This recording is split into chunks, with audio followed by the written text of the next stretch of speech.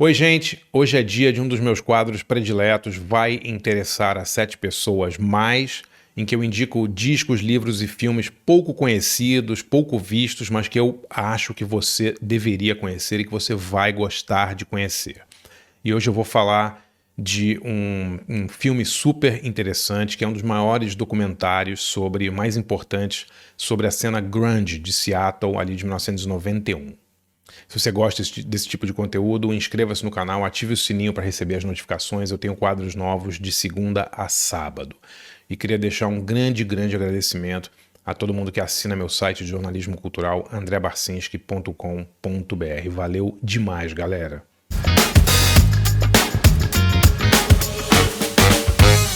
Antes de falar desse filme, galera, um recado rápido. Sexta-feira agora, dia 20 de setembro, atenção, galera de São Paulo, você gosta de som alternativo, gosta de bandas diferentes, não perca a Festa Show em tributo aos 60 anos do nosso amado Fábio Massari. É um show escolhido a dedo pelo Massari, ele escolheu 3 bandas sensacionais.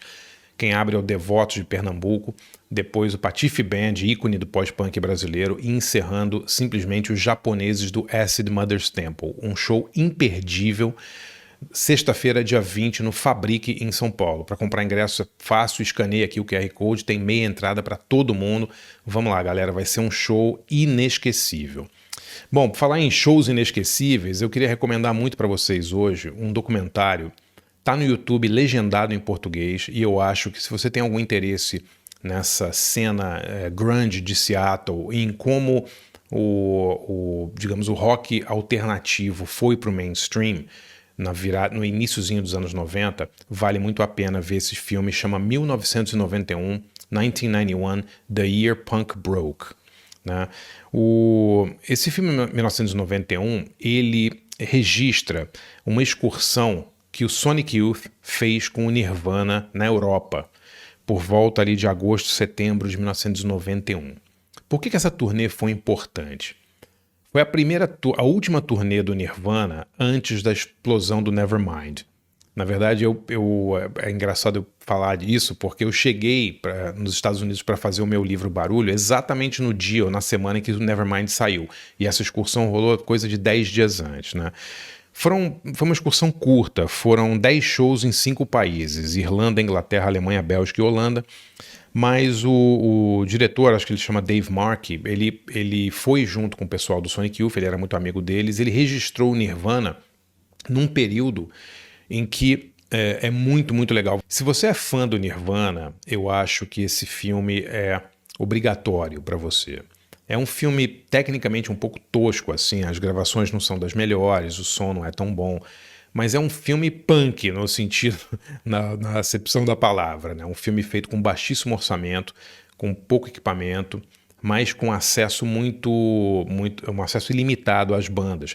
E captura o Nirvana num período muito interessante, que é o período imediatamente antes deles estourarem com o Nevermind. Estou falando uma semana antes, assim.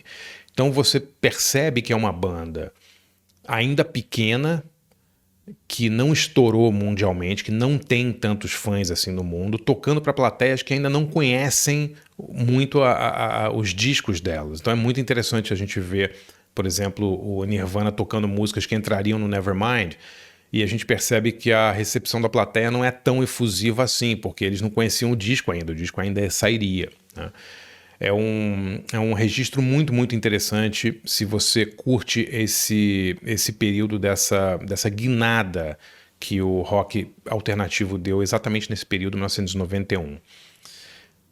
E é interessante também a gente perceber a amizade entre o Nirvana e o Sonic Youth, né? O Sonic Youth naquela época, o que eu vou falar, vocês vão falar que eu tô maluco, mas naquela época o Sonic Youth era muito mais famoso que o Nirvana, né? Inclusive, o Nirvana aceita assinar com uma grande gravadora, só para explicar, o Nirvana era de uma gravadora pequena, a Sub Pop de Seattle, e eles assinam com a Geffen, que era uma gravadora grande ligada à BMG. Eles só aceitam assinar com a Geffen porque alguns anos antes o Sonic Youth tinha assinado com a Geffen e já tinha lançado alguns discos muito bons pela Geffen, como o Ghoul, por exemplo, um disco clássico do Sonic Youth que tem Dirty Boots, tem Cool Thing, tem um monte de banda, de música foda. Então assim, o Sonic Youth ele era uma espécie de farol para o Nirvana e para todas essas bandas dessa seara alternativa. E é muito legal a gente ver o clima de camaradagem, as brincadeiras, as zoeiras. Às vezes o filme, às vezes não, quase sempre o filme parece um home movie, assim, um filme caseiro mesmo, de uma galera jovem se divertindo, assim. Eu acabei de li há alguns meses a autobiografia do Thurston Moore, do Sonic Youth, chama Sonic Life. Infelizmente não saiu no Brasil ainda, mas é um livro muito, muito legal.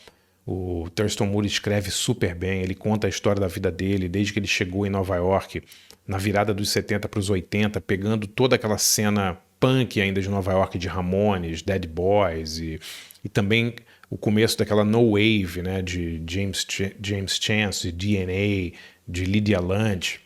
É muito interessante. Swans, ele conta sempre muitos bastidores ali da cena de Nova York.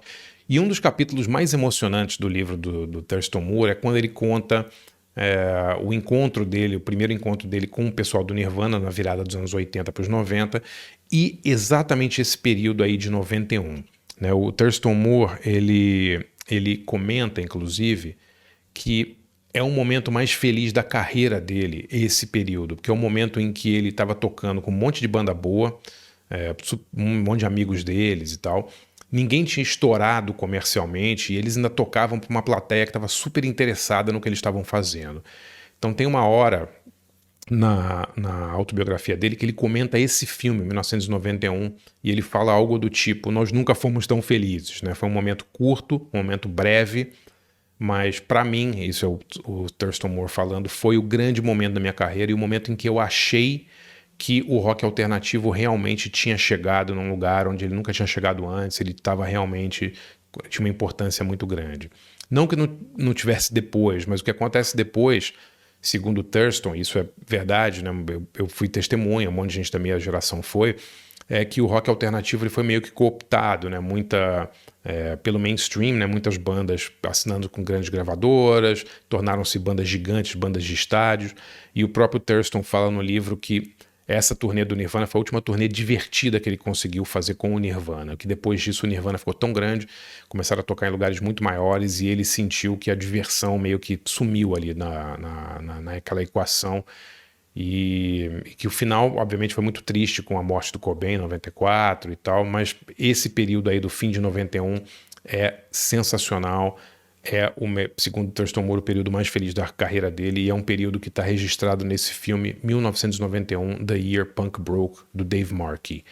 De novo, galera, é um filme tosco, não é um filme perfeito, tem uma câmera, se não me engano, é uma coisa muito, muito simples e simplória, mas vale a pena ser visto. Você gosta desse rock alternativo, você gosta desse período do rock, é muito legal assistir. 1991 está de graça no YouTube legendado, eu vou deixar o link na descrição. Curtiu esse tipo de conteúdo? Gosta de quadros sobre cinema, música e literatura, sempre com essa pegada mais alternativa?